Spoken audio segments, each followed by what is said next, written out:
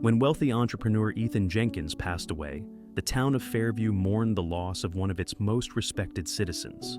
As the founder of a major clothing brand, Ethan had built his business from the ground up with the support of his wife, Myra. The two had been inseparable for over 5 decades, raising 3 children, Marcus, Alexandra, and Johnny. But just days after his funeral, a shocking revelation shattered their world. At the reading of Ethan's will, Myra and her children sat in anticipation. She had expected to inherit her husband's estate, while the children assumed they would receive their fair share of the business.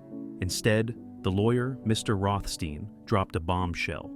With the exception of a few personal items, Mr. Jenkins has left his entire estate, including the mansion and company, to Mr. Carl Ferguson. The room fell silent. Then, outrage erupted. "That's impossible!" Johnny shot up from his chair. "Carl Ferguson isn't family." Alexandra clutched her mother's hand. "There has to be a mistake. My parents built that company together. Why would Dad do this?" Marcus, usually the calmest of the siblings, stared at Carl Ferguson, who sat quietly with an unreadable expression. Something didn't add up. "I understand this is difficult," Mr. Rothstein said, adjusting his glasses. "But this is the legal will of Mr. Jenkins." Marcus narrowed his eyes. "And what did our mother receive?" The lawyer hesitated. "Mr. Jenkins left her his old trailer." Another round of stunned silence. Myra gasped, tears welling in her eyes. The trailer had been Ethan's fishing retreat, abandoned for years. How could he leave her with nothing but that? Carl finally spoke. "I had no idea about this, but we must respect Ethan's wishes." Marcus didn't buy it for a second. He glanced at his siblings, already forming a plan. Despite her children's protests, Myra insisted on moving into the trailer. "Your father left this for me. I have to honor his decision," she said, voice trembling. "Mom, this isn't right," Alexandra argued. "You should come live with me. We can build an in-law suite for you." "No," Myra insisted. "This is mine now." With heavy hearts, her children helped her move in. When they arrived, the sight was disheartening. The rusty door creaked open, releasing a cloud of dust. The air was stale, with a faint scent of fish lingering from Ethan's old fishing trips. Dirty dishes sat in the sink, despite the place being unused for years. "No, Mom," Alexandra said firmly. "You can't live here like this." "I have to," Myra whispered. "Your father wanted me to." Tears streamed down her face as she sat on the worn-out bed. Her children exchanged worried glances, but knew she wouldn't budge. Meanwhile, Marcus and Johnny returned to the family mansion to collect their belongings. Carl Ferguson greeted them with a smug smile, pretending to be sympathetic. Marcus saw his chance. "I left something in my old room. I'll be right back."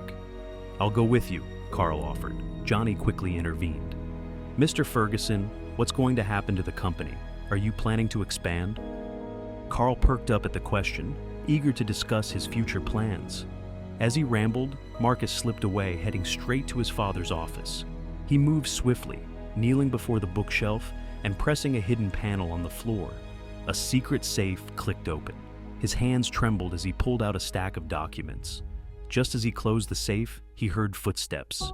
He grabbed a random box from his room and emerged looking calm. "All set," Marcus announced as the moving truck arrived. Carl beamed. "I'm glad we could settle this amicably." Marcus forced a smile, but inside, his heart pounded.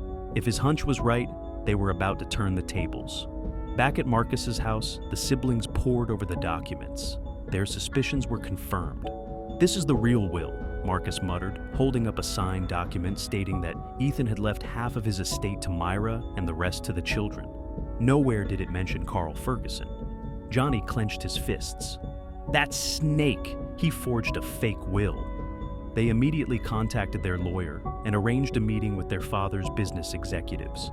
As expected, none of them had been aware of Carl's sudden inheritance, and they all confirmed that Ethan had never fully trusted him. With this evidence in hand, the siblings reported Carl and Mr. Rothstein to the authorities. Within days, an investigation was launched. While the legal battle unfolded, Myra's children refused to let her live in a dilapidated trailer. Alexandra and her kids spent days cleaning, repainting, and decorating the space. They bought new furniture, planted flowers, and even set up an outdoor seating area with a perfect view of the ocean. When Myra saw the transformation, she smiled for the first time in weeks. "It's beautiful. Thank you, my loves." Days later, Alexandra received a call.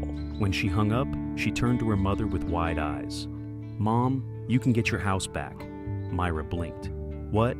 "It was all a scam. Carl forged Dad's will with the lawyer. The police are investigating. They're going to jail." Tears welled in Myra's eyes as her children embraced her. Justice had been served. But then, to their surprise, Myra shook her head.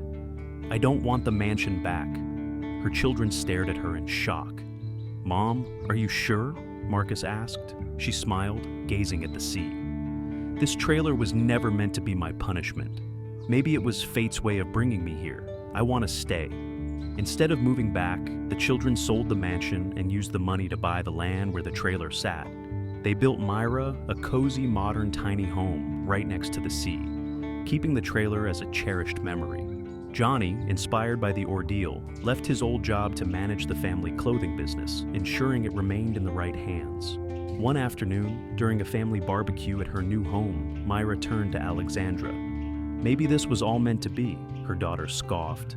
"Mom, that man tried to steal everything you and Dad worked for." "Yes," Myra agreed.